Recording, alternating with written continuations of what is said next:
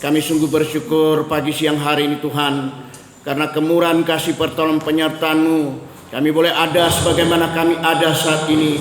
Lebih daripada Tuhan, Engkau boleh himpun kembali kami dalam satu persekutuan dengan Engkau Tuhan. Kami datang memuji, memuliakan dan menyembah Engkau, dan nanti juga kami akan diberkati oleh kebenaran firman-Mu. Sebabnya Tuhan mau persiapkan dan layakkan kami Tuhan dalam rangka Tuhan kami memperingati Jumat Agung, kematian pada 2000 tahun yang lalu. Saat ini Tuhan kami peringati dengan suatu ibadah saat ini. Oleh Tuhan mari persiapkan sekalian kami Tuhan, hamba-Mu yang nanti Engkau pakai untuk menyampaikan kebenaran firman-Mu. Ya Roh Kudus, Engkau urapi dia secara khusus. Biarlah dia ada keberanian untuk mengungkap rahasia kebenaran firman-Mu. Karena kami tahu Tuhan, firman-Mu adalah kekuatan kami, firman-Mu adalah keselamatan kami. Tuhan Yesus, kami rindu diberkati saat ini.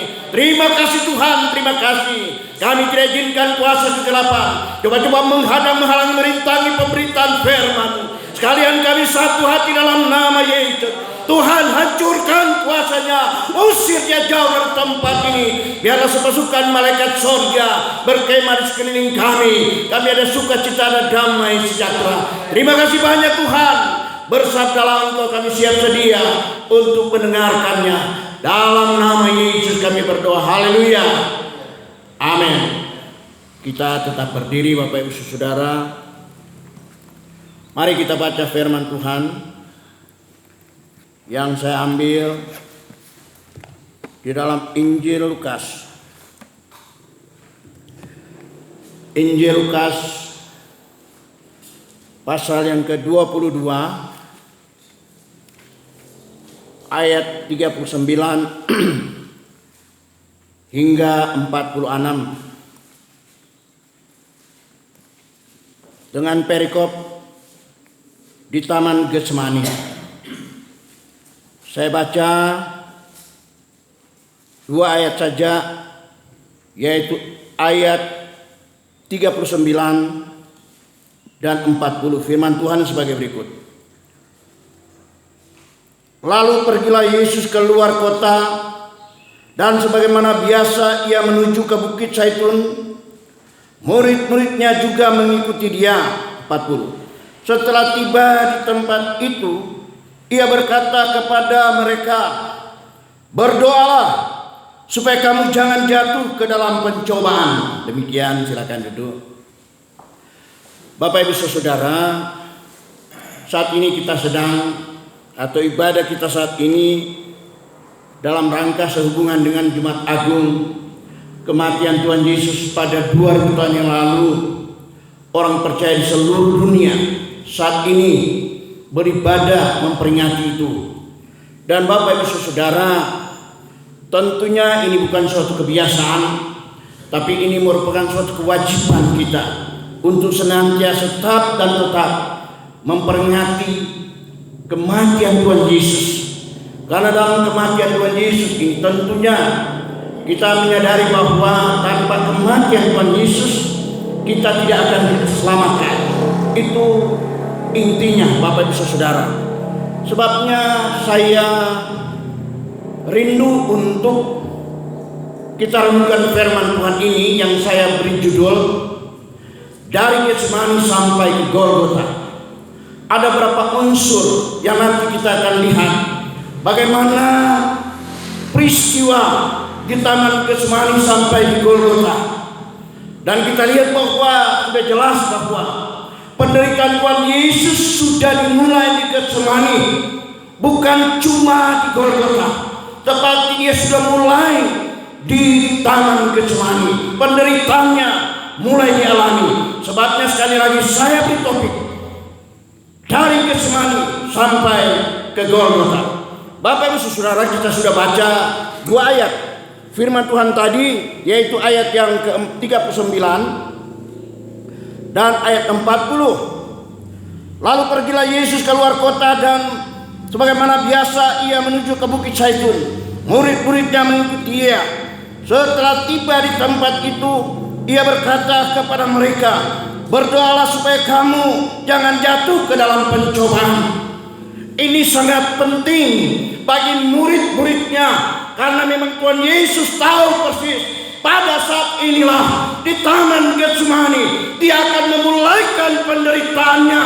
Dan tentunya juga ini akan dihadapi, dialami oleh murid-muridnya. Sebabnya Dia katakan, berdoa supaya kamu jangan jatuh ke dalam pencobaan. Karena Tuhan Yesus tahu bahwa Dia sudah memasuki pada saat-saat penderitaannya. Berdoa dan berdoa hai murid-murid, supaya kamu tidak jatuh dalam pencobaan. Dan kita lihat bahwa hal ini penting bagi murid-muridnya untuk senantiasa mereka tidak jatuh di dalam pencobaan. Kemudian dalam ayat 43, yaitu kita lihat bahwa saat-saat Tuhan Yesus mulai menderita, malaikat dari sorga memberikan kekuatan kepada Tuhan Yesus. Tentunya ada mungkin yang bertanya, mengapa Yesus adalah Tuhan harus diberi kekuatan? Bukankah Dia sumber kuasa itu? Tetapi kita tahu bersama, pada saat-saat seperti itu, Yesus 100% adalah manusia sama dengan saya dan saudara. Oleh sebab itu dia perlu kekuatan. Dan Dia mulai khawatir, bahkan Dia mulai mengalami penderitaan. Kita baca 43.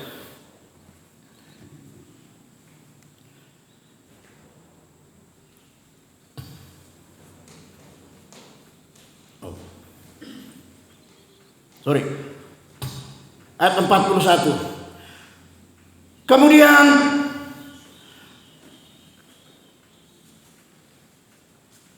Dia menjauhkan diri dari mereka, kira-kira selempar batu jaraknya. Lalu Ia berlutut dan berdoa, katanya, ya Bapa, jikalau Engkau mau, ambillah cawan ini daripadaku. Tetapi bukanlah kehendakku, melainkan kehendak-Mu yang terjadi. Mengapa Tuhan Yesus mengatakan, tadi saya sudah katakan, Tuhan Yesus itu pada saat Dia mengalami penderitaan, mulai dari Taman Getsemani itu, Dia adalah 100% manusia, sama dengan saya dan saudara. Ada ketakutan, ada keprihatinan, dan juga menderita. Oleh sebab itu Tuhan Yesus coba tawar-menawar dengan Bapa di surga. Kalau boleh, cawan ini lalu daripadaku. Cawan itu adalah penderitaan yang nanti akan dialami Tuhan Yesus mulai dari Getsemani sampai Golgota. Tapi juga Dia menyadari bahwa Dia melakukan kehendak Tuhan. Visi besar Allah ditaruhkan kepada Yesus untuk keselamatan saya dan saudara. Kita bisa bayangkan kalau Tuhan tidak rela menderita, mau jadi apa kita Bapak Ibu Saudara? Tapi karena Yesus Tuhan kita, Dia datang untuk menyelamatkan saya dan saudara, maka tentunya, tapi juga cawan yang dimaksudkan penderitaan itu, Dia coba tawar-menawar dengan Bapanya di surga. Kalau boleh cawan ini lalu daripadaku, tapi jangan seperti yang Dia kehendaki, tapi kehendak Bapa lah. Dia berserah dan serahkan pada kehendak Allah Bapa di surga. Bapak Ibu Saudara, dalam ayat 43 tadi sudah jelas-jelas kita baca ulang. Maka seorang malaikat dari langit menampakkan diri kepadanya untuk memberikan kekuatan kepadanya. Malaikat dari surga, dia tahu bahwa Tuhan Yesus sedang mengalami penderitaan. Dan penderitaan yang dialami di Getsemani itu ada penderitaan secara psikis. Dan sesudah keluar dari Taman Getsemani, Dia mulai mengalami penderitaan secara fisik. Dan Bapak Ibu Saudara, namun demikian, seperti apa penderitaan Tuhan Yesus itu? Kita lihat di dalam ayat yang ke-44, firman Tuhan berkata, Ia sangat ketakutan dan makin bersungguh-sungguh berdoa. Peluhnya menjadi seperti titik-titik darah yang bertebaran ke tanah. Peluhnya dia punya keringat seperti titik-titik darah jatuh ke tanah. Memang ada beberapa pendapat, bahkan para ahli mengatakan bahwa manusia kalau dia sudah atau perasaannya sudah memuncak penderitaan secara psikis itu, sepertinya itu berpengaruh pada darah manusia. Darah itu akan naik mungkin atau turun, yang pasti dia mempengaruhi. Dan kita lihat bahwa hal ini menimpa Tuhan Yesus. Kata firman Tuhan, darahnya bagaikan titik-titik, keringatnya atau peluhnya bagaikan titik-titik darah untuk jatuh ke tanah. Itu artinya apa, Bapak Ibu Saudara? Dia sedang mengalami suatu kegoncangan, baik perasaannya, bahkan hidupnya. Dia benar-benar sedang mengalami penderitaan.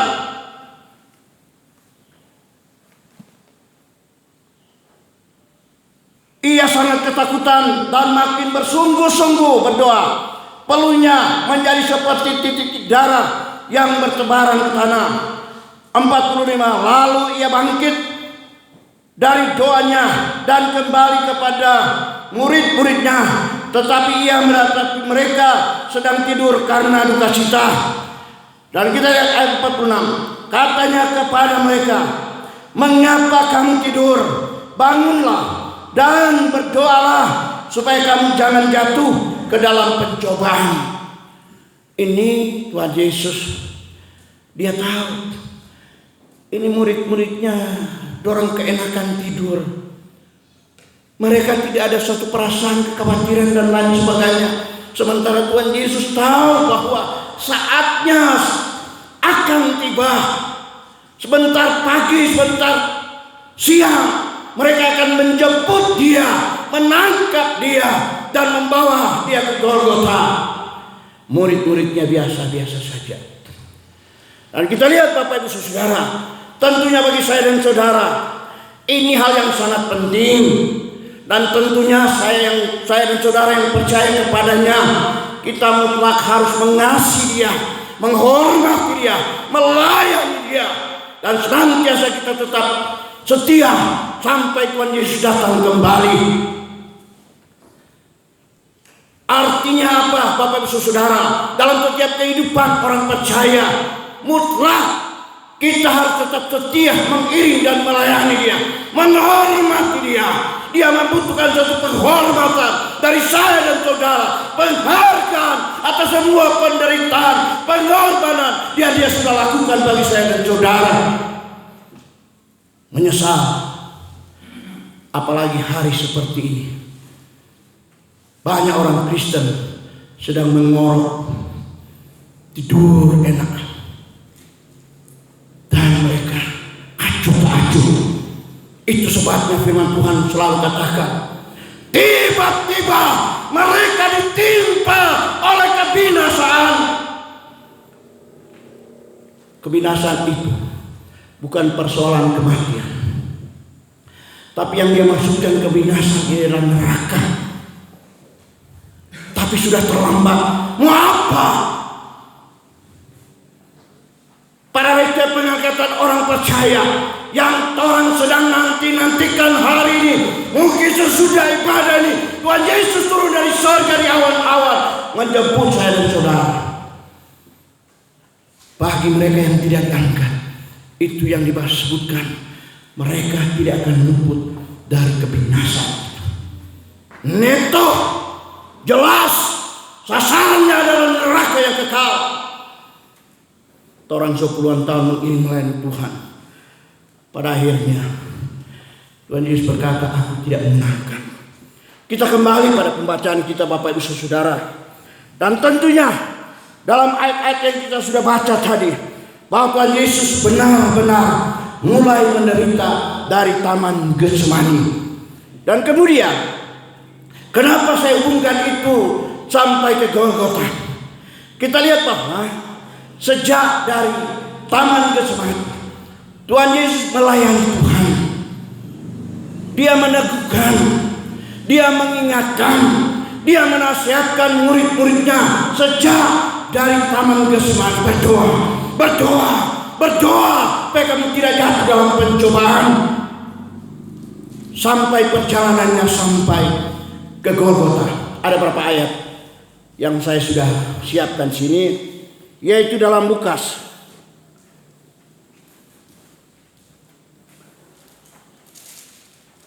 atau di dalam ayat 4.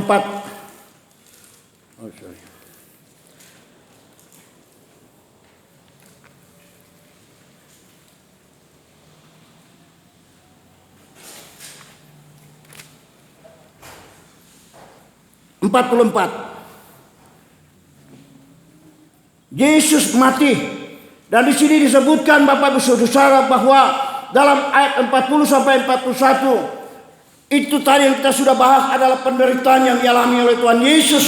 Namun juga pada perjalanan ke Golgota dia tetap bersaksi, dia tetap melayani, dia tetap menyampaikan kepada mereka termasuk murid-muridnya untuk senantiasa sebagaimana dia sampaikan waktu perjalanannya. Perempuan-perempuan menangisi dia. Mereka mengikuti dia dalam sementara dia memikul salib menuju ke Golgota. Dia lakukan semua itu untuk saya dan saudara. Hormati dia Bapak Ibu Saudara-saudara. Layani dia. Dia sudah menebus total dengan darahnya. Dia sudah bayar kita dengan tunai dengan darahnya. Ini tentunya kita harus menghargai itu. Jangan acuh-acuh, jangan masa bodoh. Karena kalau dia datang, di situ disebutkan, biar mau tidur di gereja, so percuma, sudah tertinggal. Sebab itu hari-hari seperti ini kita gunakan waktu kita dengan sebaik-baiknya. Dia katakan kepada perempuan-perempuan yang menangisi dia. Dia bilang, hai wanita-wanita, jangan tangisi aku, tapi tangisilah dirimu dan anak-anakmu. Tuhan Yesus tidak membutuhkan dia ditangisi, dia tidak mau. Dia tidak minta untuk ditangisi, tidak. Ngana tangisi ngana pediri, ngana pedosa, so ngana yang membawa kita ke Golgota ini. Oleh sebab itu tangisilah dosamu dan anak-anakmu. Ini nasihat Tuhan Yesus. Dia menginjil, bahkan terus menyampaikan bahwa senantiasa kematiannya, pengorbanannya, Golgota salib itu oleh karena dosa kita. Tangis dosa kita, tangis dosa kita. Tangis itu kalau orang boleh identikan seperti menangis, murah, dan senantiasa berkata dan menyampaikan. Memang dalam setiap doa itu ada dua hal kalau orang menangisi hidupnya. Pertama, karena dosanya, dia tangisi dosanya. Yang kedua, dia mengucap syukur. Saya kalau berdoa menangis bukan dalam arti saya cuma mohon pengampunan Tuhan, tapi saya juga sementara dalam bersyukur dan berterima kasih. Sebab itu kita PR mata, kita tidak pernah ada kemampuan untuk menahan dia, untuk tidak menangis, karena saya ada ucapan syukur kepada Tuhan. Itu yang pertama. Dan kedua, kalau saya ada kesalahan, ada dosa, sengaja tidak sengaja, baik pikiran, perkataan, perbuatan, kelemahan, saya minta ampun. Dan disitulah air mata saya mulai bercucuran. Dan Bapak Ibu Saudara, sebabnya Tuhan Yesus, tangisilah dirimu dan anak-anakmu, karena sokamu yang bawa saya di Golgota. Dan itu dia sedang dan tetap menasihati dan menginjil Bapak Ibu Saudara. Kemudian yang terakhir, bahwa kematian Tuhan Yesus juga di Golgota, di kayu salib, membawa keselamatan. Kita ingat, saya kan tidak baca. Dua orang, satu di sebelah kiri dan satu di sebelah kanan Yesus di Golgota. Yang satu adalah mereka dua-dua itu penjahat. Memang yang bawa di Golgota itu penjahat.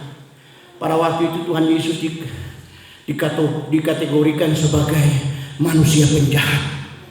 Itu Tuhan Yesus mereka samakan dengan yang sebelah kiri dan kanan itu. Tapi puji nama Tuhan, saat dia di kayu salib, saat dimana dia sedang dan mulai berserah kepada Tuhan dan menyerahkan nyawanya, dia awali dengan Eloi, Eloi lama sabachthani. Ya Allahku, Allahku, mengapa engkau tinggalkan aku? Ini bukti 100% dia adalah manusia. Dia adalah Tuhan dan dia adalah manusia. Dia berseru kepada Bapa di sorga, Eloi, Eloi lama sabachthani. Mengapa engkau tinggalkan aku? Ini suatu keluhan anak terhadap Bapa. Ini biasa di mana-mana. Apalagi Tuhan Yesus. Tapi puji nama Tuhan, saat dalam penderitaan dia masih menyelamatkan. Orang yang ada di sebelah kanan menghejek dia, turun sendiri. Engkau kan Tuhan, turun selamatkan dirimu dong. Jangan harapkan orang lain. Tuhan Yesus dia pernah berkatakan mengharapkan pertolongan, keselamatan dari orang lain. Tidak. Dia rela menjalani itu untuk saya dan saudara. Dia rela melakukan itu untuk saya dan saudara. Dan Bapak Ibu Saudara, orang yang ada di sebelah membela dia, justru mengatakan, kalau engkau datang kelak, aku akan hidup bersama dengan kau. Bawalah aku di tangan, bahkan di dalam Firdaus Allah. Dan dia katakan, hari ini juga engkau bersama-sama dengan aku di Firdaus. Bapak Ibu Saudara, dia memberikan, bahkan dia melakukan suatu pekerjaan besar, yaitu keselamatan manusia. Sudah di kayu salib, dia sudah menderita, dia masih menyelamatkan orang yang ada di sebelahnya, yang mau mengaku dan yang menyatakan bahwa yang patut dihukum adalah saya dan saudara. Artinya yang sebelah kiri dan kanan. Orang dua yang patut dihukum, bukan dia. Dia tidak ada kesalahan. Babnya Tuhan Yesus berikan anugerah keselamatan bagi dia. Kalau aku datang nanti engkau akan bersama dengan aku. Haleluya Bapak Ibu Saudara. Dan ini benar-benar mengingatkan saya dan saudara. Pada hari ini kita bersama-sama berkumpul, beribadah, bersekutu dengan dia. Dan kita tentunya melakukan, menyatakan kerinduan, kesetiaan, penghormatan kita kepada Tuhan. Anda hadir saat ini karena engkau menghormati Tuhan.